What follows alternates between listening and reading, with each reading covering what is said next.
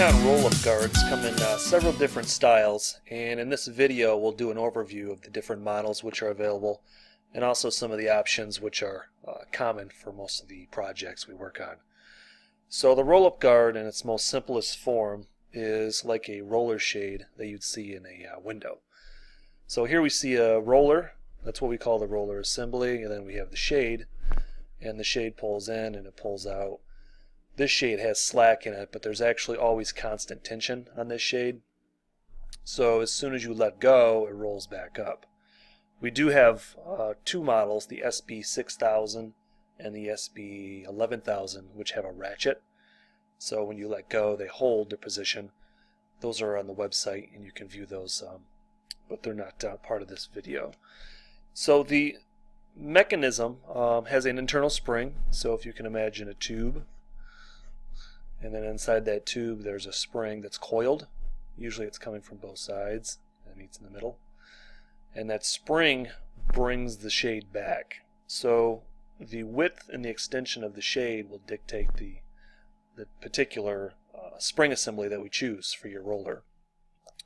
All you need to tell us is what's the width of the shade, and then also how far you're wanting to extend out.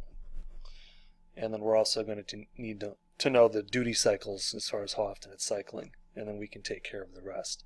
So the shade itself has a flat steel bar at the end of it on the heavy duty model, and there's generally always a pocket for you to slide through your own flat bar or a steel rod. Some customers choose, like this one here, to just use some tech screws with some washers and just pinch it to whatever mechanism's moving back and forth. So when we talk about the roller, we have three models to choose from. So we have a heavy duty model, a standard duty, and then we also have a super duty model, which we can see down here. So when choosing the roller for your project, there's really about three variables we look at to make the selection. The first variable that we look at is the duty cycle. So duty cycle would be defined as how often in an hour, a day, the roller is going to be extending out and then being pulled back, because that's going to wear down the spring. And you can see as we define these, we call it duty cycle, and we list how many cycles it's good for. Now please keep in mind that's not a failure rate. That's actually just what it's rated for. So you're going to get at least that many cycles, and most likely many more. And also we define it by how fast it's moving. So you have the speed at which it's pulling out. Most applications aren't faster than about 10-12 inches a second, and that could be used for any of these guards. But if you're moving at a high rate of speed, on our RFQ form or when you talk to one of our associates, you're going to want to let us know that.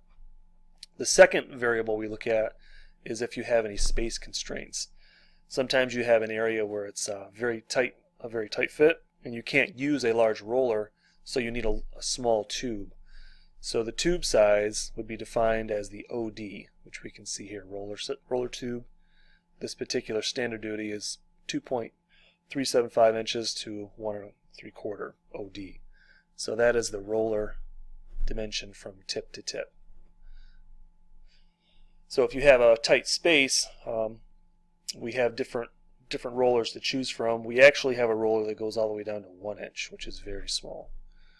It's not called out here, but that's one of our heavy duty models. And the other consideration we have is the extension.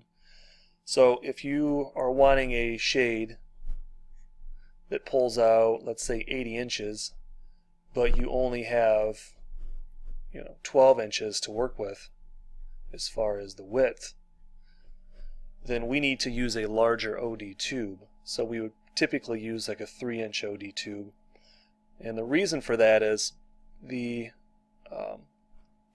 mechanism inside of here, the spring, has to be adequate to bring that shade back. So if your shade is all the way out here at 80 inches and you only have a 12-inch roller, we're going to need to make sure this tube is large enough to accommodate a spring to bring all that slack back. So you don't need to concern yourself with that when you choose a roller. We'll actually figure that out for you and make a recommendation when we quote it. but just be aware that's how we go about choosing the OD of the rollers. So the standard duty is good for 10,000 cycles. The heavy duty, we're up at around 500,000 cycles. Generally it goes much farther than that. And then you have your super duty, which goes at least 1,000,000 cycles and generally far beyond that. And all of the rollers come with mounting brackets. These brackets are removable, so you can take them off. And you can also turn this guard upside down and mount the brackets going this way. So they're universal. So they pop off and pop on based on how you want to lay out the roller. And we already touched on rollers are chosen based on duty cycle and tube size. So if you need a print from us so you have a better idea of what you're going to be receiving, just ask us for a print based on your quote number. And we'll send you a print which shows tip to tip and barrel length and shade length, or width rather. And then you can get an idea for your layout to make sure everything's going to fit. And up above we also talked about the narrow shade. So if you have a really narrow shade and a really long extension you're looking for, like in this application, what we can do is we can provide you a longer tube but still achieve your shorter shade width. So maybe this was only 4 inches and this ended up being 16 inches tip to tip. And we can offset this shade anywhere on the tube. The materials which are used, the most common is the 18-ounce material, and this material is the same material that's used on the side of semi-trucks. So 18-ounce is a standard. On the side of semi-trucks, these are generally 22-ounce, which we also have, but it's a little overkill for the vast majority of our applications. Here you can get an idea of its thickness based on this pin that's sitting beside it. And if you need us to calculate the stack up, just ask us to do that and we have equations to figure that out for you. Because as we define OD, we're defining the tube OD, not with shade when we quote you. So this material, it's very robust. You can actually field cut it if you needed to make some trims on it or whatnot. It has an internal polyester scrim which prevents runaway tears. So if it is punctured by something sharp, you'd be hard pressed to continue to rip it. It's a very strong material. The temperature range for that particular material is 140 degrees. If you have applications which have a higher temperature range, we definitely have materials that we can substitute for that 18-ounce, such as neoprene coated fiberglass. We also have silicone coated fiberglass, and these all go up to 550 degrees constant temperature. If you don't need these higher degree ratings, it's best to stick with the 18-ounce because there is quite a premium to switch to those higher materials. And the shade can be all clear, or it can be tinted if you have a welding application. So when we do all clear, typically it's a 14 mil vinyl or a 20 mil. So your welding materials for welding as an industry standard are 14, and usually as an all clear we'll go with a 20 mil. Now when you're requesting a quote, I'll walk you through the form which you're actually going to be using from the website. The very first question is, this is for a CNC machine. The shade we use is typically a neoprene for CNC machines which have coolants and hot chips. So we like to get that question taken care of right away because it eliminates some of the other selections. So then as you move down, you have your shade width, and then you have your shade extension, which we've been talking about. So that's A, B, and then of course your quantity. So we will choose the appropriate roller based on A and B. And you're going to put your maximum ambient temperature. That'll let us know what shade we should use. And your duty cycle that we talked about. That'll also help us choose the right spring assembly. And the